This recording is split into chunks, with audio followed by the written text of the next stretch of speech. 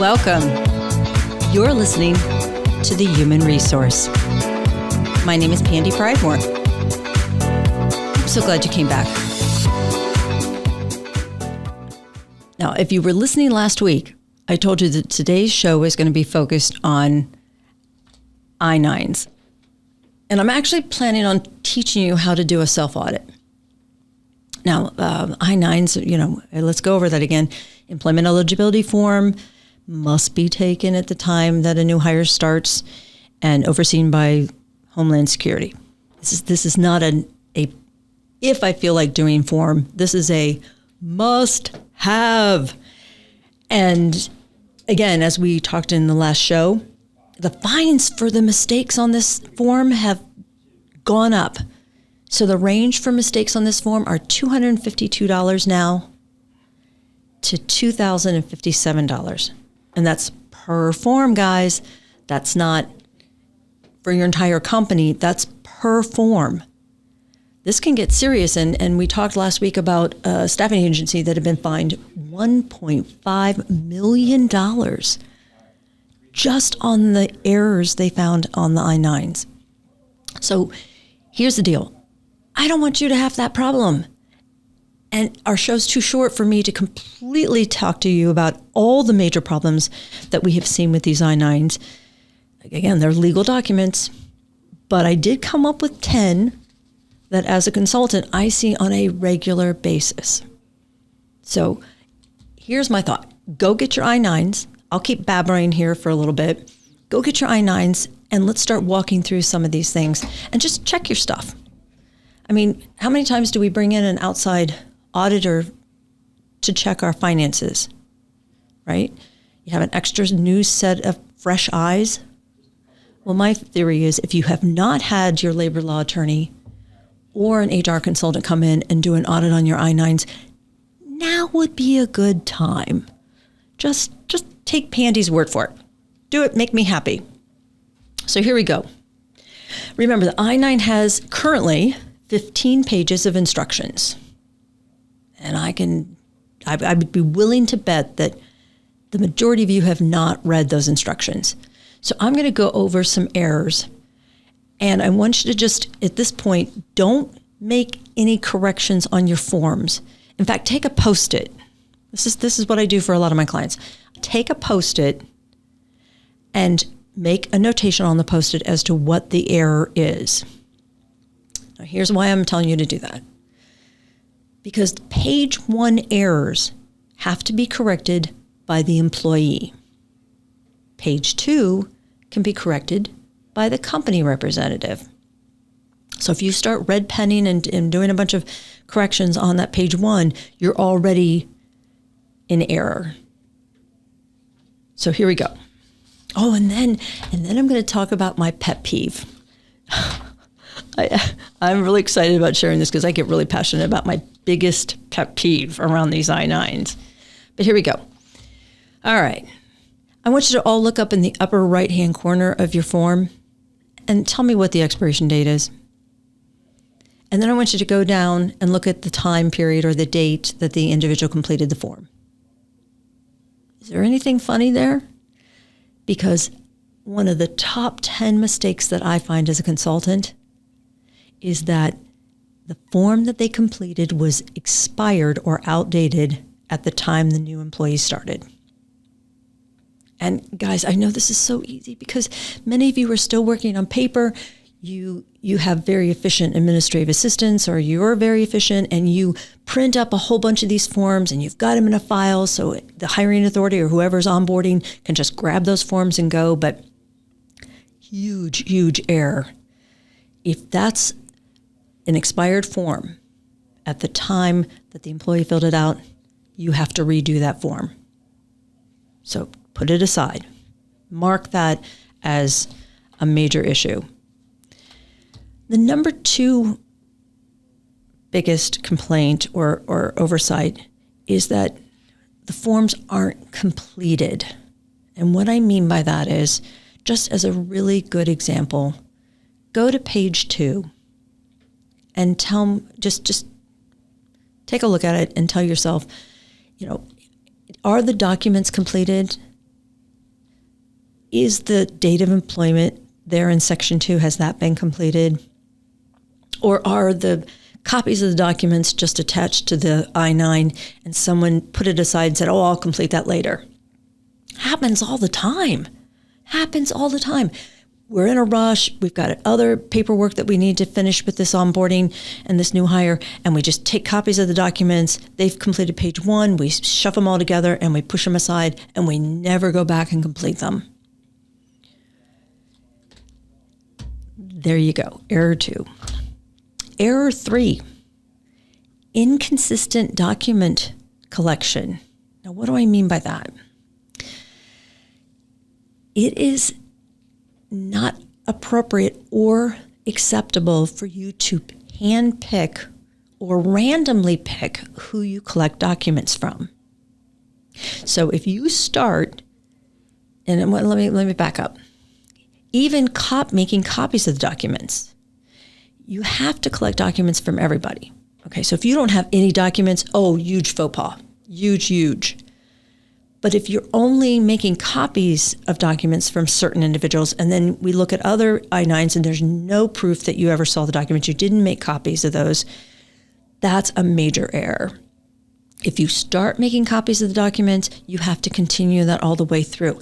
If you don't have documents, or you were taking them and then you stopped at some point, it could be seriously challenged at that point as to whether you were discriminating against the individuals you did take documents from versus the ones that you didn't. So you really want to be careful with that. With that same line, error 4 is when we take too many documents. If you've got copies of your documents sitting there, do you have a copy of a passport and a driver's license? Because I cannot tell you how many times I see that. We have something from list A, but then all of a sudden there's an item from list B, the driver's license, on the same page. We just made copies of both of them at the same time, and we've got them in with the I-9. Now, the individual that I'm working with normally says, we took the driver's license because they're driving for us and I needed it as identification for the insurance. Okay, that sounds completely reasonable, but it's a violation if you leave that list B item in the I-9 documents when you already have list A. And remember, list A is completely appropriate by itself. And if you cannot get a document from list A, then we go with something from B and C. So list A is all by itself. And if we can't do that, we collect something from B and C. If you have documents you have too many documents, you've got a birth certificate, a driver's license, and a passport. Get rid of something. Shred. Choose what you're going to keep and shred the rest. Here's a real common one. Look at those dates. You've got a date on page 1 up at the top. You've got a date down by the signature. And then you've got 2 or 3 different places where dates are appropriate, 4 different places where dates are appropriate on page 2. Take a real good hard look at those dates. Notice that those dates need to be 2, 2, and 4. 2 numbers for the month, 2 for the day, and 4 for the year. Go ahead, take a big deep breath. I know it seems minor. I know it seems silly, but to an auditor, if you're making these kind of mistakes, there's a good chance that they're going to dig even deeper and ask for even more of your I-9s to review. So this is all trying to help you. I know I have more employers that look at me and go, are you freaking kidding me? You're looking at the dates? Yes, I am. If DHS wants 2 numbers for the month and 2 numbers for the day, then we're going to give it to them. Go back to page 1. Look down there below the signature and the date where the employee signs. Is that prepare block checked? It's on the I-9 that I've got in front of me. It's a little darkened. Some of your I-9s, if they're older, may not even ask that question. But here in the past, I believe 10 years or so, there will be a box that asks if the preparer or translator certification, you check 1. If that's on more recent I-9, that needs to be checked. So write it on your Post-it if the employee missed that on page 1. Then here's a good one. And I know somebody's listening. Somebody listening has missed this one. This is a very common one. Go to page 2 and look up at the top where it says Section 2, Employer and Authorized Representative. Go down to that white section of blocks where it says Employee Info from Section 1. Is that completed? Do you have the employee's name in there? And here's why that's so vital. Not only is it because it should be there because the DHS is asking for it, but guys, think about this for a minute. If you don't have the employee's name in that section and you have the I-9 in separate pages, it's not front to back, page 1, page 2, you have no idea who that individual is or who those documents belong to because you have no other name area on page 2. That is a huge one that people overlook, but is probably the most important piece of information on that entire page. So please, that's your page, HR rep. That's your page. You can go in and make that correction. But hold tight, just keep the Post-it on the side. And then go over where it says citizenship immigration status. I don't know how many people put USA or US, but if you read your instructions, that's actually information that's supposed to coincide and reflect what the employee put in section on page 1, where it says 1 is a citizen of the United States, number 2 is, let me put my glasses on. A non-citizen, national of the United States. Number 3, a lawful permanent resident. That's actually supposed to be a number in that field, citizenship and immigration status. Now, again, that's page 2, so you can make that correction, but write it on your Post-it. Number 9 is, this is my pet peeve, so you're going to get it. And if you get upset with me, I don't care, because this is, if some of my clients had been audited before we caught this, I'm telling you that the fines would have been absolutely ridiculous. And this is so easy to correct. But many payroll companies offer the I-9 as a part of the onboarding process. And I'm not going to mention any of them because one of them is actually a strategic business partner of mine. But they offer the convenience. You send a link to the employee, they can fill out their tax forms, their banking information, and all of a sudden the I-9 pops up. The employee can fill out page 1. Sometimes they download their documents on there, and the employer goes, yay, all that new hire paperwork has been completed. And then somebody like me shows up, and I say, can I see your new hire paperwork? And they go, sure, yeah, and guess what? It's all electronic, it's safe, it's secure. We just love this online onboarding. Except when I look at it with my eyes, I'm looking at the date, and it's just blaring that the link went out to the prospective employee or the new hire days before their actual first day of employment. So the one I looked at the other day, the individual had completed it on the 18th, and their actual new hire date wasn't till the following Monday, which would have been the 21st. I look at the employer and said, oh my gosh, you do realize that page 1 is supposed to be completed on the day of hire, day 1.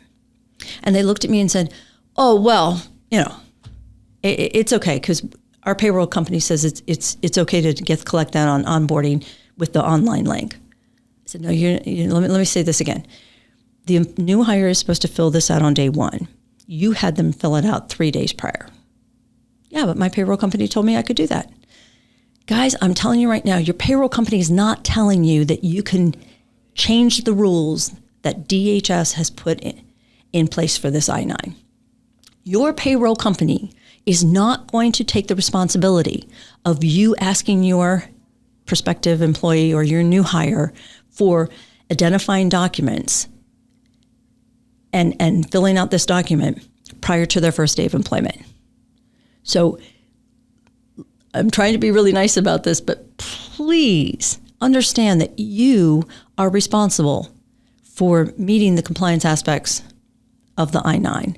And if you have had your new hires or your new employees complete those I-9s online in your payroll system prior to the first day of employment, they're all wrong. You've just gotten a ding on every single one of those forms. And only the auditor that's going to be auditing you, and believe me, somebody listening to the show is going to get audited. It's going to happen. But whoever the auditor is, they will decide whether it's the $252 per form, or because you've done this with all your employees, whether they're going to increase that. So there's my pet peeve. My skin crawls when I see companies taking I-9s online like that. And that's number 9. My number 10, my most common, absolute worst mistake is not taking the I-9 at all.